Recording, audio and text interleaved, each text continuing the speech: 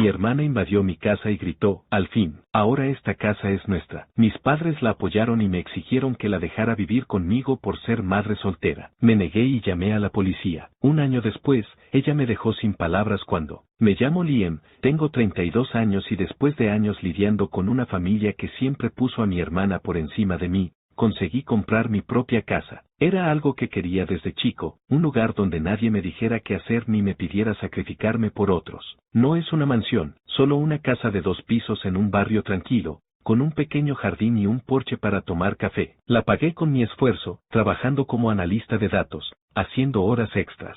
Pero una semana después de mudarme, todo se fue al demonio. Era sábado por la mañana. Estaba desempacando cajas en la sala, con música sonando, cuando oí un auto frenar fuerte afuera. Miré por la ventana y vi a mi hermana, Brittany, bajándose de un auto viejo con su hijo de 5 años, Noah, de la mano. Mis padres, Susan y Robert, salieron detrás, con caras serias. Mi estómago se apretó. No los había invitado. Apenas les dije que me mudé. ¿Cómo supieron dónde estaba? Antes de que pudiera pensar, Brittany abrió la puerta sin tocar. Entró como si fuera la dueña, con Noah pegado a ella, y gritó, al fin, ahora esta casa es nuestra. Mis padres entraron detrás, como si ya estuviera todo decidido. Me quedé quieto, con una caja en las manos, sin creer lo que veía. ¿Qué haces aquí, Brittany?, pregunté, tratando de no perder la calma. Ella me miró con esa sonrisa que usa cuando quiere salirse con la suya. Liam, relájate. Noah y yo necesitamos un lugar donde vivir. Soy madre soltera, no puedo quedarme en ese departamento horrible. Esta casa es perfecta,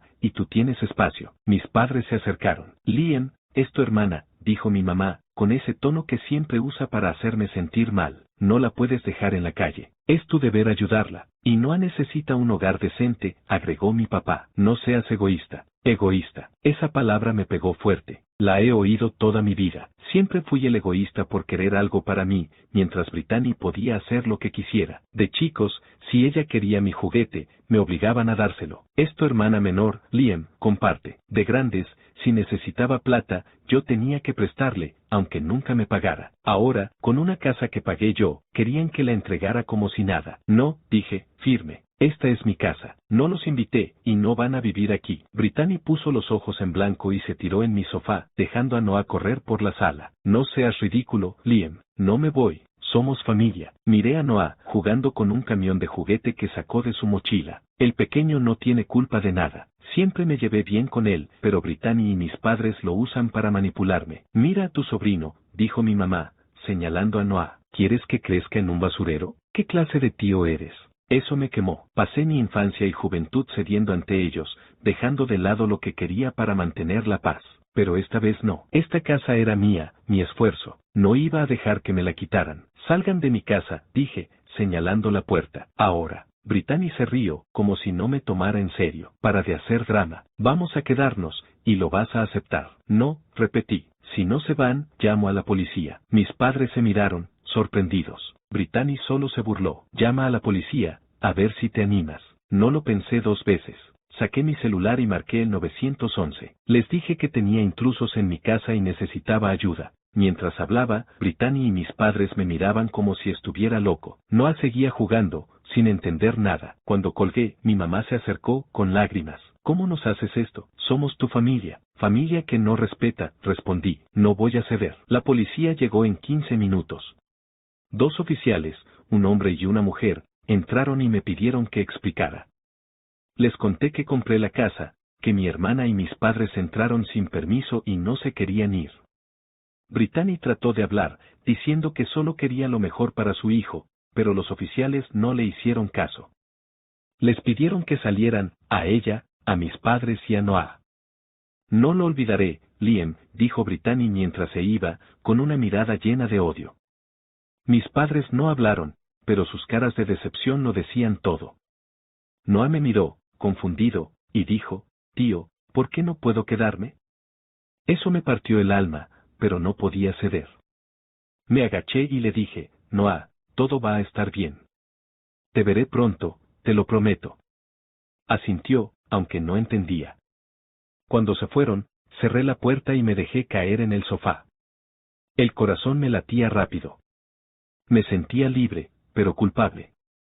La voz de mi mamá seguía en mi cabeza, ¿qué clase de tío eres? Pero sabía que hice lo correcto. Por primera vez, puse mis necesidades primero. Esa noche, no pude dormir bien. Recordaba mi infancia. Crecimos en un pueblo pequeño, donde Brittany siempre fue la favorita. Si sacaba una buena nota, mis padres lo celebraban como si fuera un milagro. Si yo sacaba mejor nota, apenas lo notaban. No te confíes, Liam, decían. Cuando Brittany la regaba, siempre había excusas. ¿Se gastó la plata de la renta en ropa? Es joven, todos se equivocan, dejó la universidad porque no quiso estudiar. No todos son de libros, Liam, no la juzgues. Yo, en cambio, tenía que ser perfecto. Pagué mi universidad trabajando de noche en un supermercado, mientras Brittany pedía prestado para sus emergencias que nunca explicaba. Cuando nació Noah, pensé que las cosas podrían cambiar. Me encariñé con él desde el primer día. Es un niño dulce, curioso, siempre preguntando cosas raras que me hacen reír. Pero Brittany lo usa como excusa. Si necesita plata, es por Noah. Si llega tarde, es por Noah.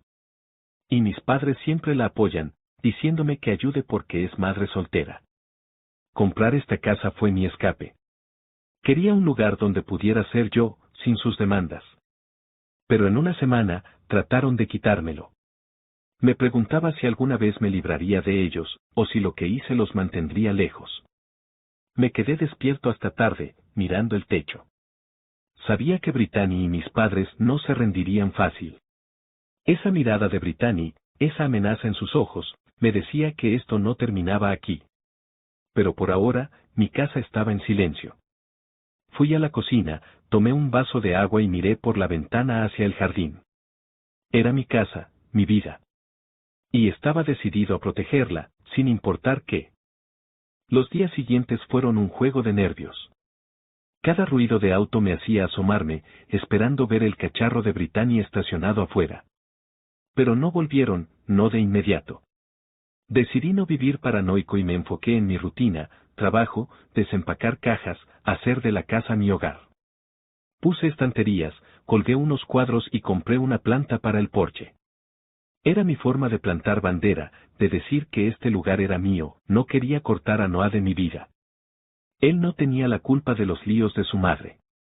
Así que contacté a Lisa, una amiga de Brittany que me caía bien. Le conté lo que pasó y le pedí ayuda para ver a Noah sin cruzarme con mi hermana o mis padres. Lisa aceptó. Los fines de semana, pasaba por su casa, recogía a Noah y lo llevaba al parque o a comer helado. El pequeño hablaba sin parar, de sus juguetes, de la tele, de cualquier cosa. Esos ratos me daban calma, aunque siempre me recordaban el enredo que era mi familia. Una mañana, recibí un mensaje de un número desconocido, no creas que esto se acabó. No estaba firmado, pero supe que era Brittany. Intenté no darle importancia, bloqueé el número y seguí con mi día. Pero algo me decía que ella no me dejaría en paz tan fácil. Pasó un año. Me adapté a mi nueva vida. El trabajo iba bien, incluso conseguí un pequeño ascenso que me dio un respiro económico. La casa ya sentía como hogar, y mis salidas con Noah eran lo mejor de mi semana. Pero entonces, un viernes por la mañana, todo se vino abajo. Revisé mi cuenta bancaria, como siempre, para asegurarme de que todo estuviera en orden. Cuando entré a la app del banco, el corazón se me detuvo. Mi cuenta estaba vacía. Los $40,000 que había ahorrado, fruto de años de trabajo, habían desaparecido. Llamé al banco, pensando que era un error. La empleada me explicó, con voz fría, que el dinero se había transferido a varias cuentas extranjeras en pequeñas cantidades durante las últimas semanas. También habían abierto 3 préstamos a mi nombre, por $25,000, que yo nunca pedí. Estaba en shock. Le pedí más detalles, pero me dijo que necesitaba una denuncia policial para seguir investigando. Colgué, con la cabeza a mil. ¿Cómo pasó esto? Quien tenía acceso a mi cuenta, fui a la comisaría ese mismo día y puse una denuncia. El oficial que me atendió, un tipo mayor con cara de aburrido, me dijo que estos fraudes eran comunes, pero complicados. Cuentas extranjeras son un lío, dijo. Si tienes idea de quién pudo ser, habla. Estos casos suelen ser alguien cercano. Sus palabras me pegaron duro. No quería creerlo, pero pensé en Brittany. Su amenaza, ese mensaje de hace un año, todo apuntaba a ella. No me quedé quieto. Un amigo del trabajo me recomendó a Mike, un investigador privado que antes fue policía. Lo llamé esa tarde. Mike era directo, unos 50 años, voz grave que te hacía confiar. Le conté lo de Brittany, cómo entró a mi casa, cómo mis padres siempre la apoyaron, y mi sospecha de que ella estaba detrás de esto. Mike tomó notas y me pidió mis estados de cuenta y correos. Voy a buscar rastros, dijo. Si es tu hermana, dejó huellas. Mientras Mike trabajaba, intenté no volverme loco. Pero el lunes siguiente, las cosas se pusieron peores. Llegué al trabajo y mi jefa, Paula, me llamó a su oficina. Su cara era seria. Liam, recibí un correo tuyo el sábado, dijo, mostrando su laptop. Insultaste a compañeros, a mí, hasta a un cliente. Explica esto. Miré la pantalla, sin creerlo. Era un correo desde mi cuenta de trabajo, lleno de groserías. Paula, yo no escribí eso, dije. Alguien hackeó mi correo. Ella frunció el ceño. Es difícil de creer, Liam. Salió de tu cuenta. Y no es solo esto. Otros recibieron mensajes parecidos. Intenté explicarme, pero no quiso escuchar. Lo siento, dijo. Estás despedido. Salí de ahí aturdido. En una semana, perdí mis ahorros y mi trabajo. Revisé mi correo y vi el mensaje, enviado a las 2 de la mañana del sábado. No había tocado mi laptop ese día. Alguien entró a mi cuenta y lo hizo a propósito. Y no era difícil adivinar quién. Esa noche, me senté en la sala con una cerveza, tratando de pensar. Llamé a Mike y le conté lo del correo. Esto no es solo robo, dijo. Quieren destruirte. Me pidió acceso a mi laptop para buscar rastros. Mientras hablaba con él, recordé a Brittany, no lo olvidaré, Liam. Su voz estaba clavada en mi cabeza. Mike me llamó al día siguiente. Encontró un nombre en una de las cuentas extranjeras, Daniel Carter. No lo conocía, pero Mike investigó y descubrió que vivía cerca de Brittany. Luego me envió una foto de redes sociales, Daniel y Brittany, abrazados, como pareja. Me dio rabia. No era solo Brittany. Tenía un cómplice. Esto es planeado, dijo Mike. Probablemente desde que los echaste de tu casa. Me contó que Daniel tenía antecedentes por estafas menores, y que juntos podrían haber hackeado mi banco y correo. Pero lo que más me dolió fue lo siguiente. Hay indicios de que tus padres sabían algo. No participaron, pero no la detuvieron. Eso me destrozó.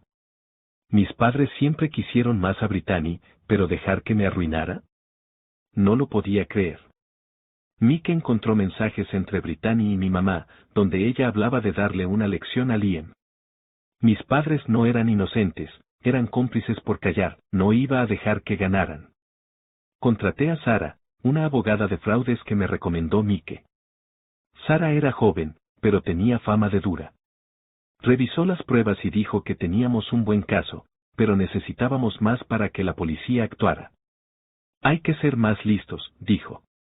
Podemos tenderles una trampa. Sara y Mike armaron un plan. Mike trajo a Alex, un hacker ético que conocía. Alex era callado, pero sabía lo suyo. Descubrió que Daniel usaba un programa para hackear cuentas, y que Brittany enviaba correos desde una IP falsa. Alex propuso crear una cuenta bancaria falsa a mi nombre, con un saldo pequeño, y hacerla parecer real. Luego, enviarían un correo anónimo a Daniel, haciéndole creer que era una nueva cuenta mía. Si Brittany y Daniel intentaban hackearla, Alex lo grabaría todo. Dije que sí. No quería enfrentar a Brittany cara a cara, quería que pagara por lo que hizo. Mientras Alex preparaba la trampa, seguí viendo a Noah. Una tarde, en el parque, Noah dijo algo que me heló. Mamá dice que vas a aprender una lección, tío. Lo dijo como si nada, sin entender. Le pregunté más, y me contó que Brittany y un tal Danny hablaban de mí, diciendo que me iba a arrepentir. Grabé eso con mi celular, por si servía, esa grabación fue clave. Se la di a Sara, quien dijo que podía probar la intención de Brittany. Alex puso la trampa en marcha. Envió el correo a Daniel, y en 2 días, detectó un intento de hackeo a la cuenta falsa. Todo quedó registrado, IPS, programas, todo. Mike llevó las pruebas a la policía, junto con mi denuncia y la grabación de Noah. La policía actuó rápido. Sara me llamó una mañana, Liam, los arrestaron. A Brittany y a Daniel, por fraude y robo de identidad. También citaron a mis padres como testigos, porque sabían del plan y no lo reportaron. No podía creerlo. Después de 1 año de tensión, de ver mi vida desmoronarse, por fin había algo de justicia. Pero no estaba todo resuelto. Sara me advirtió que el juicio sería duro. Brittany y Daniel intentarían zafarse, y mis padres dirían que no sabían nada. Solo recuperé una parte de mi dinero, el resto se perdió. Estaba sin trabajo, con deudas que no eran mías, y una familia que me traicionó. Pero me sentía en control por primera vez. Seguí adelante. Vi a Noah cuando podía, asegurándome de que estuviera bien. También busqué trabajo, enviando currículums. Pero sabía que la pelea no había acabado. Brittany siempre fue buena manipulando, y algo me decía que tenía un último as en la manga. Los meses previos al juicio fueron una montaña rusa. Por un lado, estaba reconstruyendo mi vida. Encontré un trabajo nuevo como analista en una empresa más pequeña, con un jefe que parecía decente. No pagaba tan bien como el anterior, pero era un comienzo. Por otro lado, la idea del juicio me mantenía despierto por las noches. Sara, mi abogada, me mantenía al tanto. Las pruebas eran sólidas, las grabaciones de Noah, los registros de Alex, las transferencias bancarias. Pero Brittany era impredecible, y mis padres, aunque solo testigos, podían complicar las cosas con sus excusas. Una tarde, mientras llevaba a Noah al cine, me dijo algo que me puso los nervios de punta. Mamá dice que pronto estará libre y que vas a lamentarlo, soltó, mientras comía palomitas. Intenté no reaccionar, pero le pregunté con cuidado qué más había dicho. Que tiene un plan, respondió, encogiéndose de hombros. No quise presionarlo, era solo un niño. Pero grabé la conversación, como siempre, y se la pasé a Sara. Esto podría ser útil, dijo ella.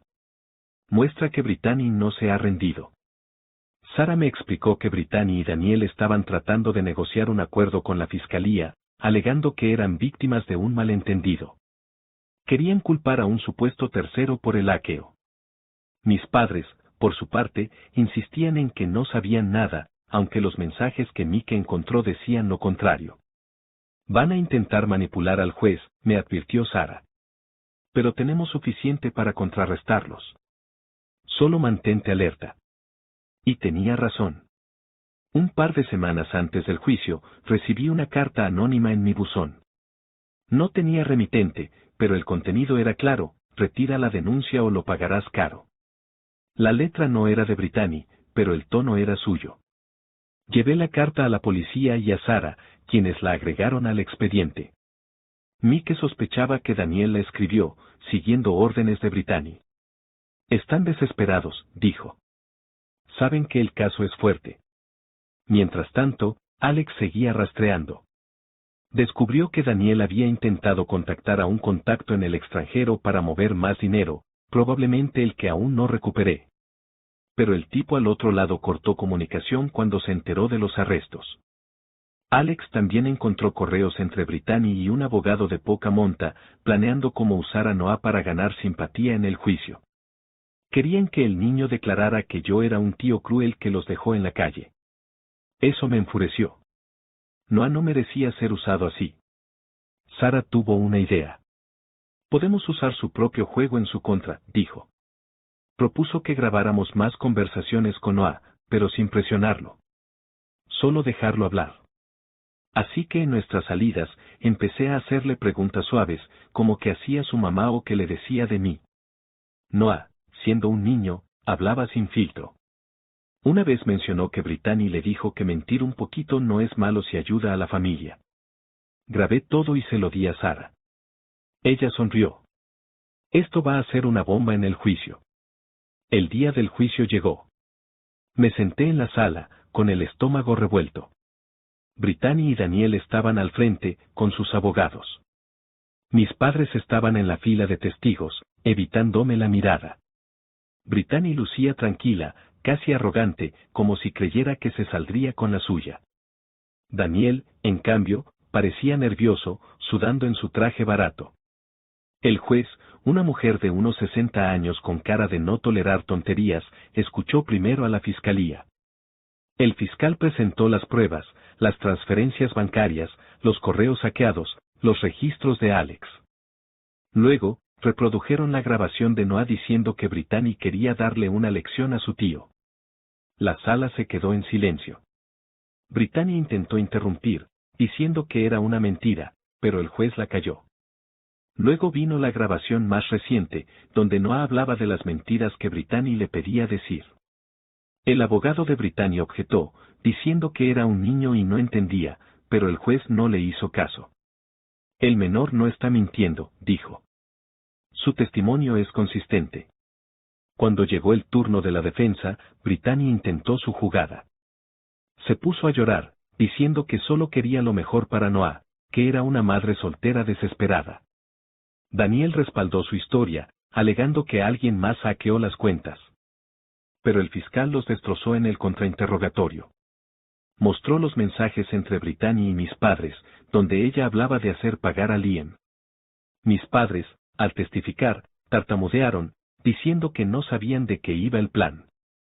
Pero el fiscal los presionó, y mi mamá terminó admitiendo que sabía que Brittany estaba enojada conmigo, pero no pensó que llegaría tan lejos. El juez no se tragó sus excusas. Declaró a Brittany y Daniel culpables de fraude cibernético, robo de identidad y conspiración. Mis padres recibieron una multa y libertad condicional por no reportar el crimen. Brittany y Daniel enfrentaron 2 años de prisión cada uno, más restitución. No todo mi dinero volvió, pero recuperé unos $20,000, suficiente para pagar las deudas falsas y empezar de nuevo. Salí de la sala con una mezcla de alivio y vacío. Había ganado, pero ¿a qué costo? Mi familia, la que se suponía debía apoyarme, me traicionó. Mientras caminaba hacia mi auto, vi a Noah con Lisa en el pasillo. Me acerqué y lo abracé. Todo va a estar bien, pequeño, le dije. Él asintió, pero sus ojos estaban tristes. Sabía que su mundo también se había roto. Después del juicio, decidí que necesitaba un cambio grande. La casa, aunque era mi refugio, ya no sentía igual. Cada rincón me recordaba el drama, la traición. Así que la puse en venta. Con el dinero que recuperé y lo que obtuve por la casa, me mudé a otra ciudad, a unas 3 horas de distancia. Encontré un apartamento pequeño, pero acogedor, y un trabajo nuevo en una empresa de tecnología. No era perfecto, pero era un comienzo limpio. Seguí en contacto con Noah a través de Lisa. La corte permitió visitas supervisadas, y me aseguré de que él tuviera estabilidad. Lo llevaba al parque, al cine, o simplemente a pasar el rato. Intentaba que esos momentos fueran felices, que no sintiera el peso de lo que su madre hizo. Pero nunca volví a hablar con Brittany o mis padres. Bloqueé sus números, sus correos, todo. No quería más de su veneno. Una noche, sentado en mi nuevo apartamento, miré por la ventana. La ciudad era nueva, llena de luces y ruido, pero me sentía en paz. Había perdido mucho, dinero, trabajo, mi familia. Pero gané algo más grande, mi libertad. Por primera vez, vivía para mí, sin las cadenas de las expectativas de otros. Sabía que Brittany, donde estuviera, probablemente seguía pensando en cómo vengarse. Pero ya no me importaba. Había aprendido a protegerme, a poner límites, y no iba a dejar que nadie, nunca, volviera a quitármelo.